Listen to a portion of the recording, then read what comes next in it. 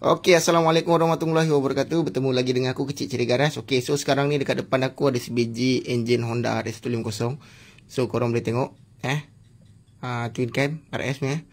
So depan ni adalah motor dia. Aku dah turunkan enjin dia. Aku nak share apa dengan korang hari ni.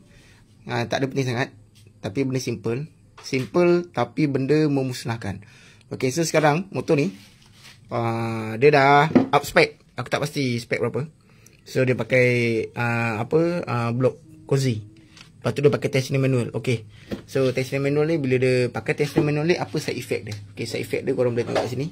Kita punya cam jahanam. Okay, kita punya cam jahanam. Okay, cam holder ni pun jahanam. So korang boleh tengok ni, motor-motor standard nak modify macam ni lah. Kena sanggup tanggung risiko dia lah.